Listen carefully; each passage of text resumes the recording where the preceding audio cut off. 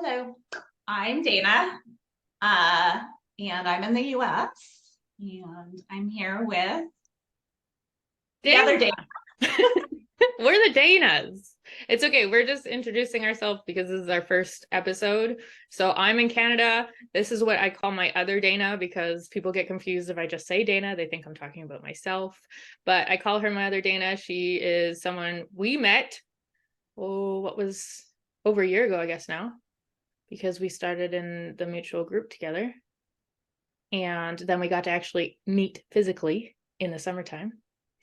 And that's when we started to realize we have 100 million different synchronicities between the two of us, and felt a lot of coincidental stuff, but we know coincidences don't exist. So we started talking and we have clicked immensely. So we are here and creating a podcast because that's what we feel like we've been really drawn to do. And we've called it the Divine Ethereal Beings, which AKA short for DEB, which also means Era of New Leadership. So my other Dayna, you can tell us a little bit about your experience with the spiritual realms, if you want to call it that. There's always different names, but we'll start there. And then we'll kind of jump into whatever they have for us today. Yeah, sure. So just to expand a little bit on the synchronicities that we have, in case you're just listening to this and you're not watching our names on the screen and whatnot, we both spell our name a little different for a Dayna. It's Dayna. And the other Dayna was born Dayna W. And my maiden name and how I was born is Dayna W. We started connecting and found out that neither of us had a name for 3 days while we were born. It took them 3 days to name both of us. And yeah, I'm originally from Southern California. I've lived in a few states here on the West Coast. And yeah, so now I reside in Idaho. And I I just the spiritual realms, I had a really kind of I had no exposure to any of this stuff, energy, spirit, any of that. I had a really quotes normal upbringing, whatever that is.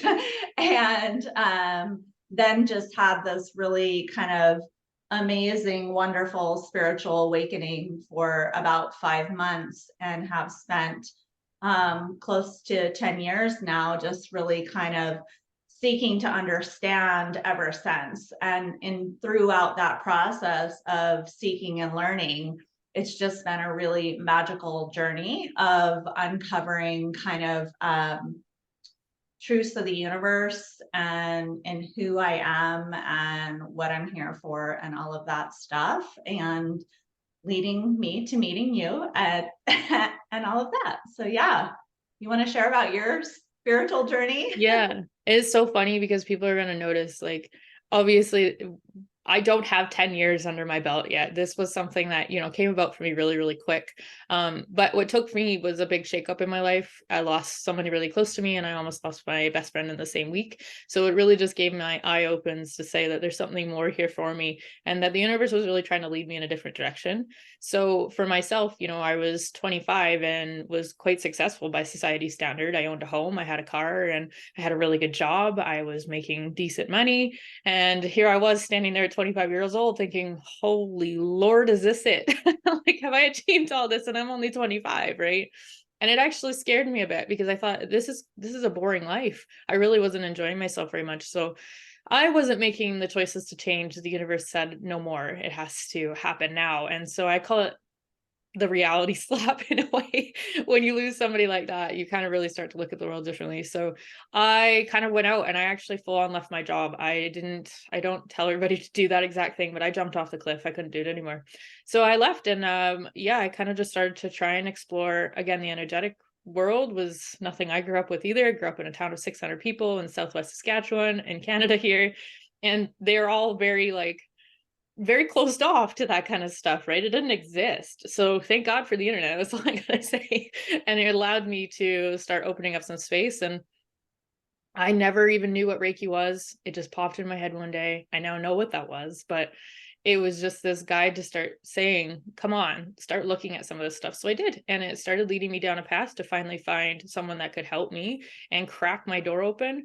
And it was quite funny because it took one past life reading session for me. And I had never really done readings, nothing like that, but one past life reading session. And I was just like, I'm all in. You got to teach me what I'm here to do and what I'm here to, help, because it was such a big part of myself that I felt like I found. So that's what I've been doing. And I've been in my own business now for a year and a half, and it's been thriving, and I could not ask for something better. But my entire trip and my awakening, I would say, was super magical for myself as well. My entire life changed in 1 year, and I didn't even think that would be possible. So there's so much magic when it comes to the energetic realms, and that's actually what I call it, is my magic that I found from childhood that I was always looking for. And I feel like now being able to be human and teach others and be a part of that, and us being bridges, we like to call ourselves bridges because that's come up quite a bit for both of us, that we're here not to just be, but here to teach and help others and help with the healing and create sacred space. And hopefully that's what we're going to start to kind of even do with this podcast, is by creating sacred space for people to see different perceptions of things, different perspectives of the world in general. There's just so much here.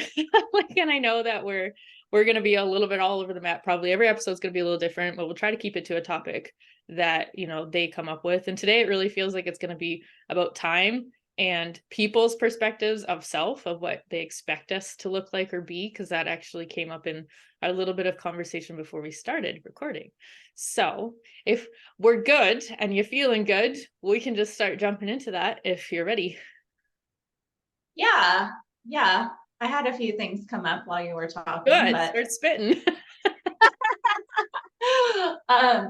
so just really interesting, right? You grew up in this really small town. I grew up in the midst of millions of people, right? In Southern California. I called it the concrete jungle, right? Kind of from the valley. And yeah, there was no exposure to it. Like, it's really interesting how, I mean, granted, I've got a few years on you. It's a little bit slightly different generation, but not too much. Like, it's just really amazing where we're at right now and the information that we have access to. And so, with that being said, and my awakening came through some pretty extreme suffering, right? Um, and yeah, not having it all figured out, but also being like a slap in the face. I call it it's been called, it was like a 747 landed on my forehead. And, a much different experience there, but still leading kind of down the same paths into the same places, right? And so, yeah, I think that that's a good setup to where we're going with these different perceptions of time and timelines, because the fact of the matter is, neither of us grew up with this exposure. Our families weren't in these schools of thought and in these places of being and living, and mine definitely still are not. Mine either. I mean, my mom has become a lot more open now, knowing and seeing what I do. But my dad's a very black and white person, right? It's like he's not even open to fully having a conversation about what I exactly do. I cracked a joke once and said, yeah, I talk to the dead for a living, because obviously, I mean, I guess we haven't talked much about, what we call ourselves or what we can do, because both of us Daynas, we don't really like labels and titles, because there's so much more to us than just labels and titles. But a lot of the time it helps human titles and stuff to make sense, for one. So I'm a medium. I know my other Dayna is a medium too, but it's just different ways of doing stuff. And I do mediumship readings. And I actually cracked a joke at my dad one day, and I said, yeah, Dad, I talk to the dead for a living. And he went pretty silent. He was like, yeah, okay. But that's that perception piece again too. It's unknown to him, and it's like, I don't want to talk about it, so he shuts it down. And it's not like in a bad way, and I don't push him, of course, but he definitely has a wall there. He's like, yeah, I don't want to talk about these things, so can you not? Right. Right. And I think that that's part of what we'll be doing on here, is really just sharing our experiences from an authentic, vulnerable heart space, because there is so much fear out there around this stuff. And And yeah, I mean, the reality is hopefully we create a safe, sacred container where you can see you don't need to be in fear. And it's also okay just to be curious and explore, and hopefully just be open to hearing alternative perspectives. And because I think that regardless of if our families don't necessarily live in the experience we live in, ultimately they've come to a supportive place no matter what, from a place of love, and just kind of remembering that we're all just walking each other home, doing the best we can, whatever walking each other home even means. And so yeah. Yeah, because we all know, like, we have society, right? Everybody's growing up in a societal state that says this is how you're supposed to be, this is what you're here to like do, follow these rules, all these things, and you'll become successful, or whatever the kind of the guidelines that are set out for all of us is kind of, school is always sit down, shut up, and learn. But they're really creating, employees out of us. But that was helpful at one point in time, but it's not anymore. And there's a lot of souls that are young in this world that are not complying to those anymore, because it needs to change, and there's a lot of structures falling, and that comes with the times, right? The timelines are shifting, but they keep telling me to remember to tell them that time is not linear.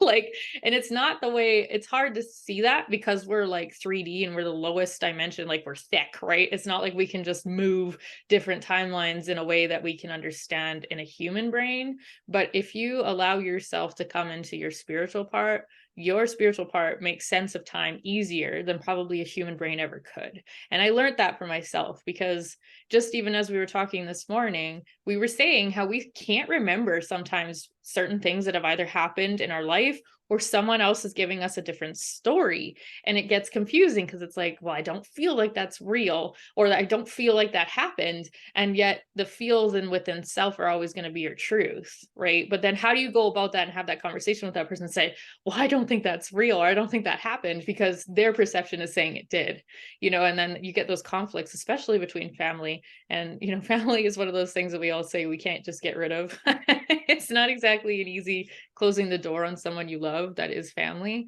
But how do you have a conversation that you have these two completely different perspectives or perceptions of what had happened, but those are different timelines?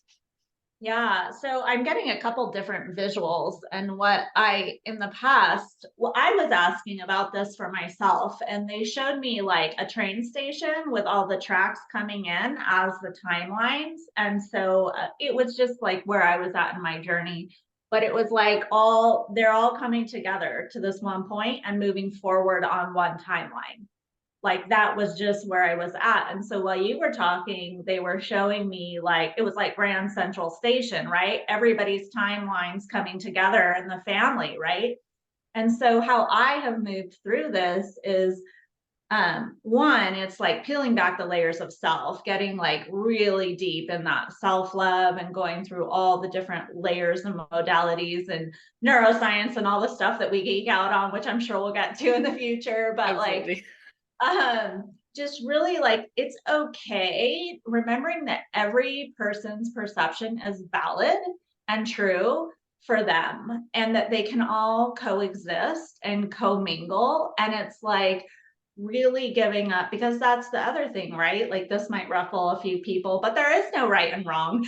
There's just experience, right? And there's a spectrum of experience. And we know that energy isn't like this point and this point, right? There's a spectrum of energy, there's a spectrum of perspectives, and it really gets to all coexist. And so remembering that is really kind of that higher perspective, and how I've moved through, like, how can I be in a conversation? It's like they remember this thing and they hold this in a very fixed, solid place and box. This is the reality.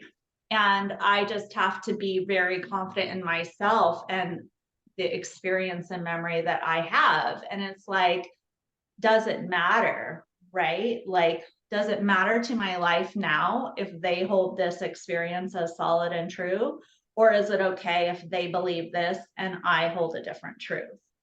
right? Exactly. And that's the piece society always said, that we had to be one box. And I think that's where so many people's confliction probably would come from, when we do say that there is no right or wrong. Everybody's going to have their own authentic truth.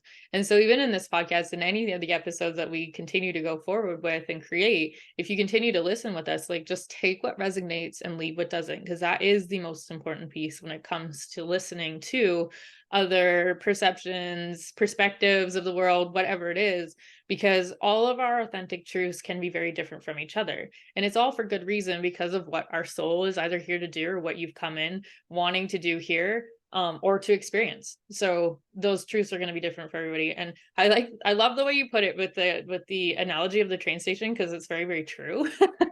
It's like all the trains can be in Grand Central Station pretty much at the same time, and that's okay, and everybody accepts that. But if you look at it between opinions of people, or perceptions of what someone has, from standing in this corner looking at a same memory, and someone sees it very differently on that side, they argue about it because of the need to feel right and need to feel in control of what's going on in the situation. So it's quite a good analogy, I think, because it really does feel very valid.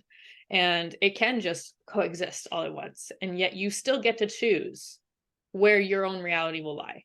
And it doesn't mean you have to argue about it. You don't have to say anything else about it. You can simply just be quiet with it and leave it as a neutral space. And yet you're still going to find some people are going to get uncomfortable with that, because they're used to having that reaction from the other person.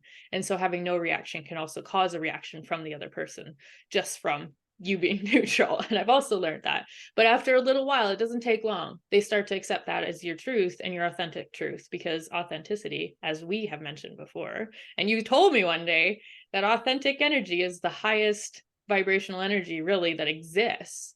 That is so true, though, because even with people that are not, I want to call it self-aware, or not totally understanding of self, and they're more in reactive state of victim mindset, maybe more so still, they still will accept it because they can still feel it in their body, right? So it is pretty powerful. It is, and people forget that. So it's like being authentic is important. Well, and I guess what's kind of coming in right now is like, you have lots of people out there that aren't connecting into love. They aren't connecting into self-love. They aren't connecting into love of others. Think of how powerful they are, how powerful the hate is, how powerful the fear is. Like, being authentic in whatever you're in is very powerful, right? Like, that's pretty mind blowing to, like, that was just dropping in right now. No, Like, absolutely.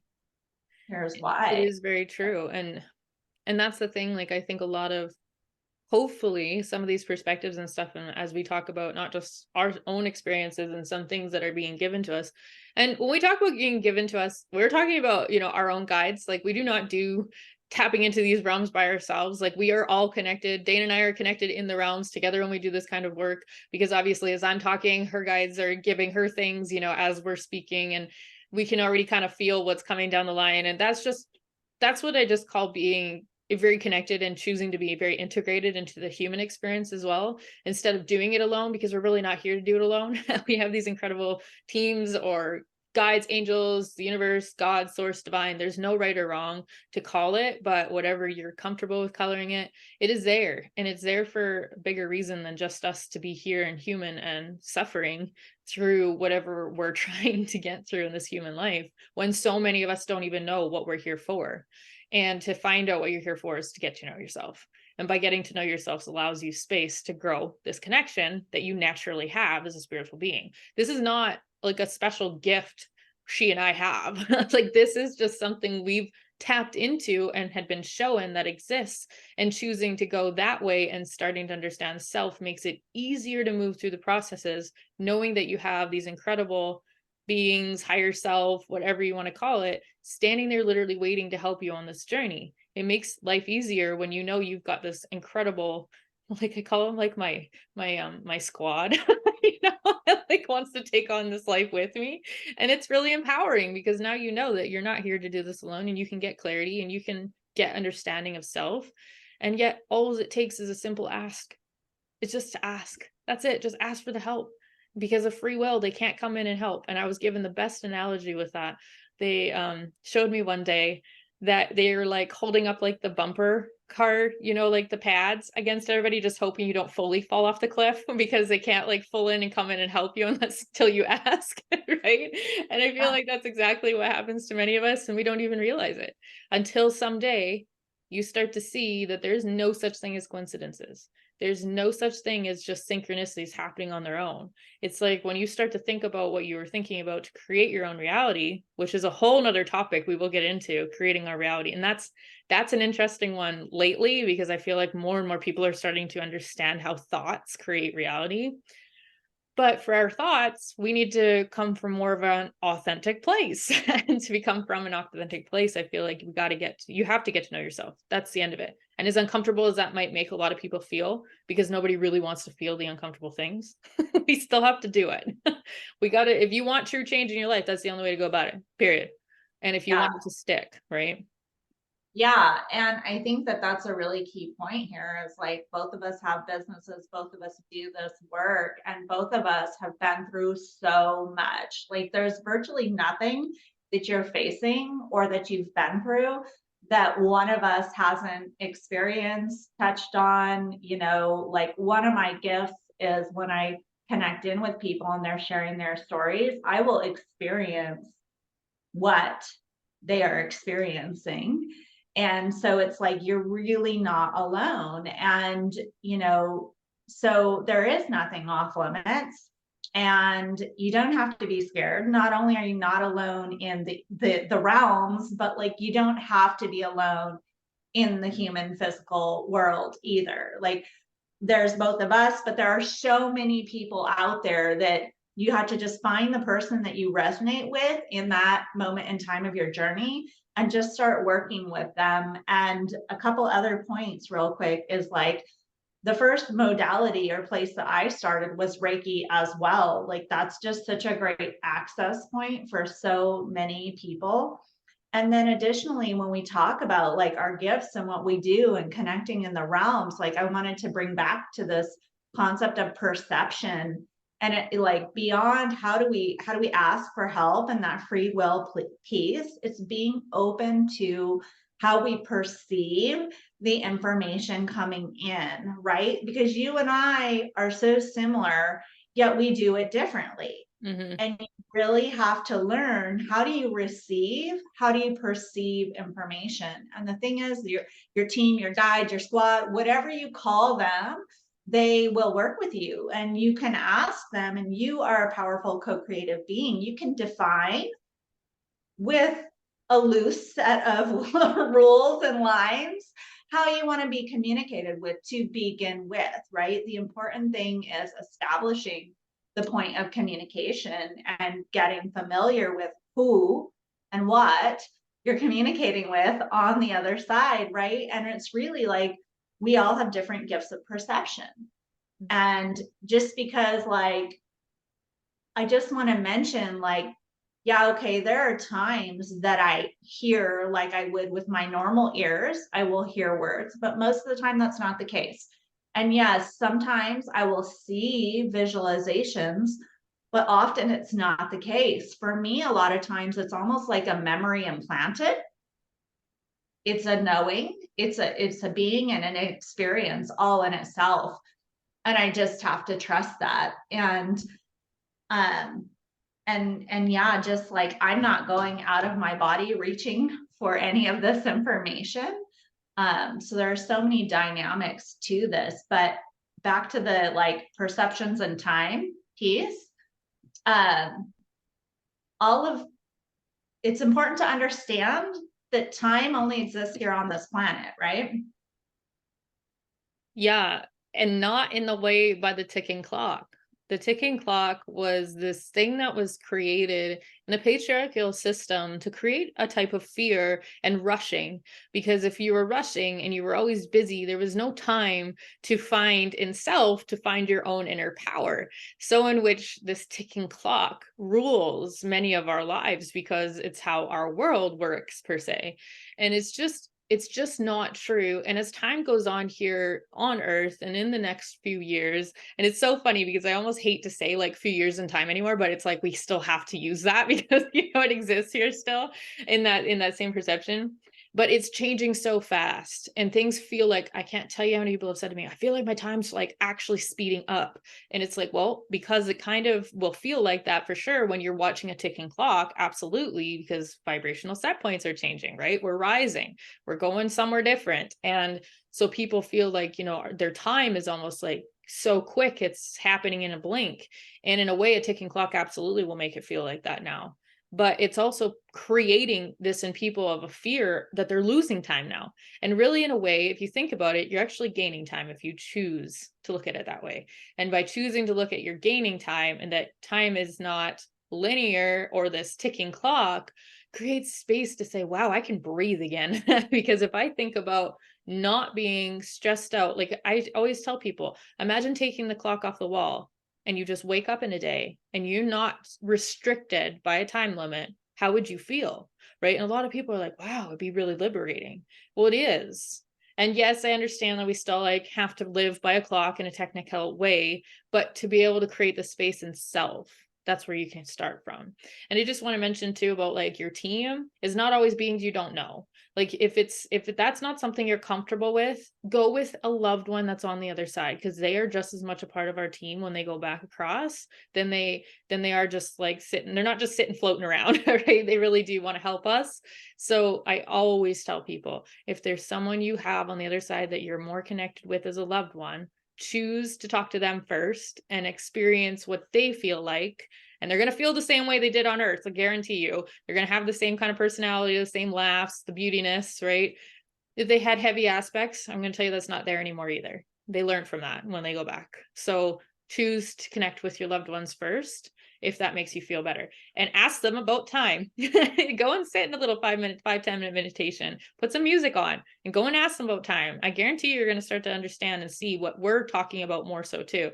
It is a process though. It's not like it just like lands and you get it and it's like a light bulb moment. It probably will at some point, but you have to experience it a little bit differently first, I think, before that moment kind of happens. I know I did. I had to really sit with that for a while. And I really had to sit in some meditations for a while to start to understand time and what that concept really is when it comes to not just the ticking clock. And I don't know if that was something you struggled with, but I know I struggled with it being like that human mind part. I was like, what do you mean? Right? It just didn't make sense to me, but it does now.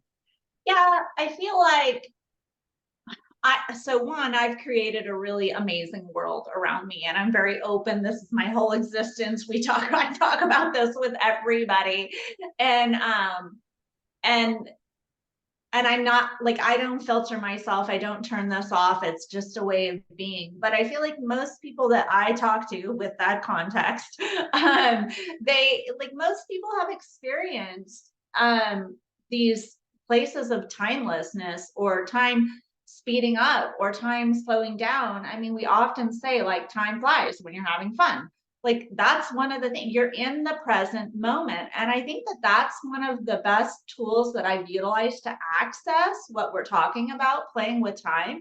It's really about getting in the present moment. And even I feel like a lot of people are really like confused by what is meditation? Like, what do they mean? What are they doing when they meditate? And I just don't have, I say I'm watching paint dry on a wall. I just get like, I don't have this practice of like, let the thoughts float by, or don't think, or empty your mind, or like, there are so many ways to meditate or get in that space.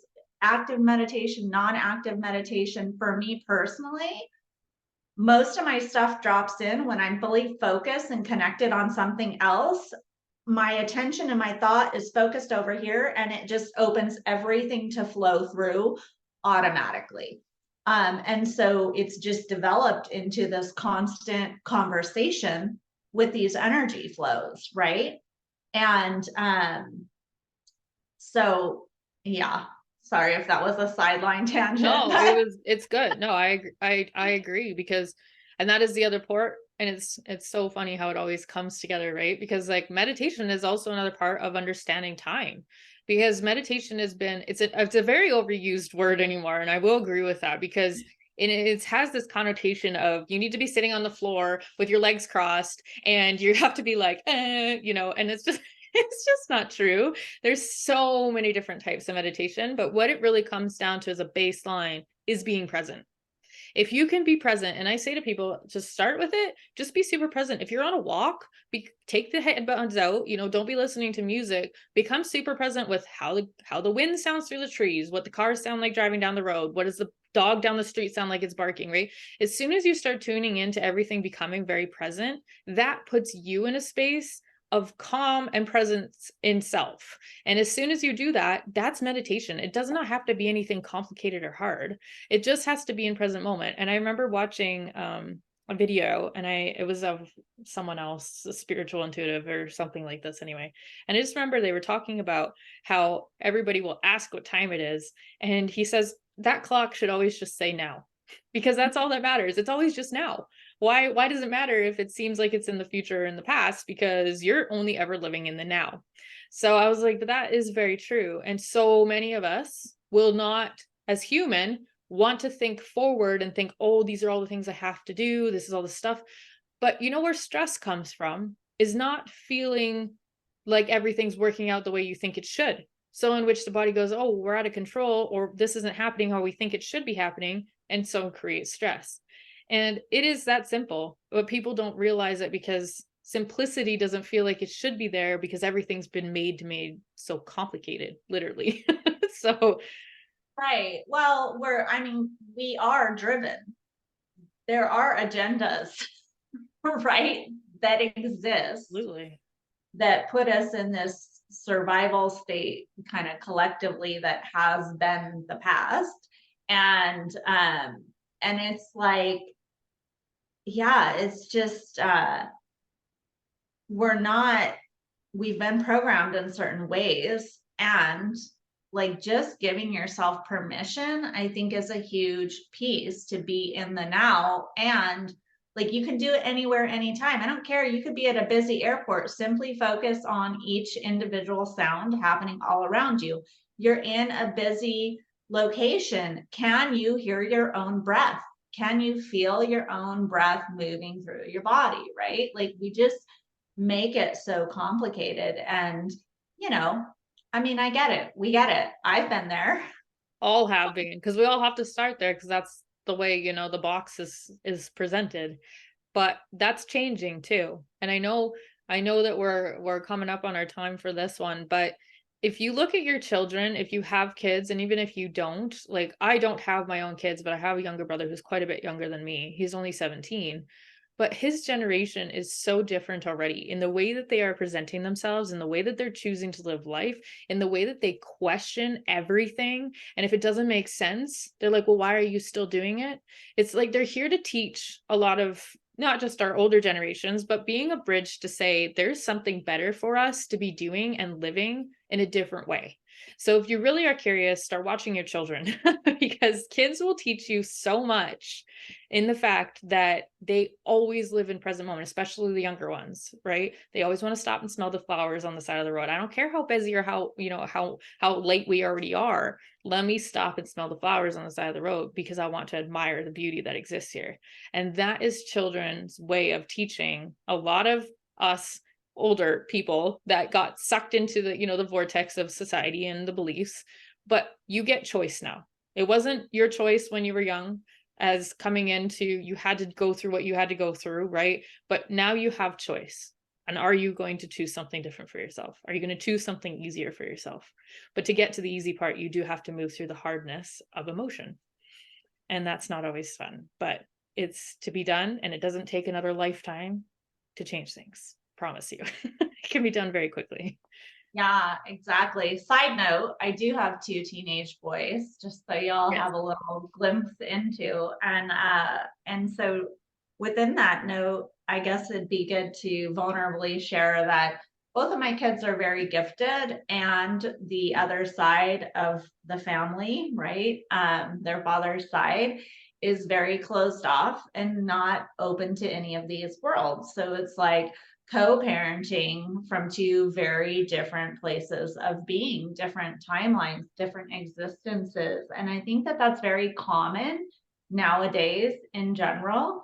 and understanding that the children are walking these kind of dual timelines, which gives them a better understanding of the lack of existence of time in experience, right? So you think about where the collective has gone and kind of the how things are breaking down, like even in the fact of how kids are having to live in these two separate households that operate fairly differently. You can still have same kind of foundational basic standards of living, right? But it does kind of help to break down that construct of time, the linear time and the ticking clock that's designed to keep us in this hamster wheel, right?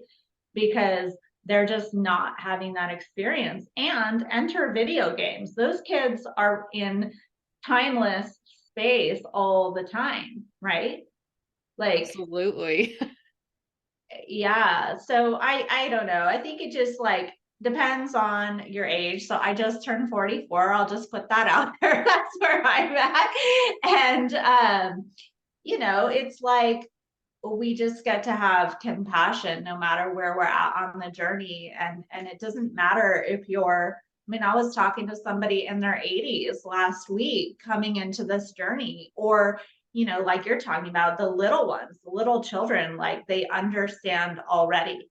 They come in with that wisdom and that openness. And I feel like it's this like, I don't know, maybe 35 to 65, that's this generational piece that's like, hey, wait a minute, like I think that those people are really, really more experiencing these kind of split timelines and like these incongruent experiences of their memories versus other people's memories and all the many reasons that that can happen. 100%. And there's so much, like, obviously, that we will continue to make many episodes, because like even just sitting here, I'm like, man, there's so many topics that we will cover. Like we will go over more of creating our own realities and how thoughts are, and how our mind and our brain is truly just the connector between spiritual self and physical self, and how many different ways, there is different connections happening here. But there's so many different topics. And I do think that at some point, I really feel we will do one on parenting and how different, you guys are living in these different realities. Obviously, I don't have my own kids, but I basically help raise my little brother. Obviously, there's 14 years difference between the two of us, so I would love to probably be just more of like that questioner, I think, and being that person to like want to experience and understand more. And I feel like there's a lot of episodes that will be on lots of different topics, and we'll try really hard to label our titles that, with the main head like topics that are probably within that. So if anybody's searching, you'll be able to find, particular episodes you might be looking for. And I'm super excited that y'all are joining us. And we want to drop one other thing before we're going to end this one, that we are going to, at some point, create a community for our listeners, for anybody that's really keen and wanting to ask questions and have a sacred space to do so with no judgment. And Dayna and I are going to give up, a time. We haven't yet figured out exactly how it's going to look like, but a time to be live with us, or a time to sit and ask your questions, and we can be hopefully a bounce back of whatever that is that people might be looking for guidance on. So stay tuned and look forward to that if you're interested, and keep following us and keep coming back for our episodes. And we promise that we will create that some point in the new year here. Yeah, you just let us know what you need and we will show up and receive the information and share it. Absolutely. So thank you for joining us on our first episode, and hope to see you on the next.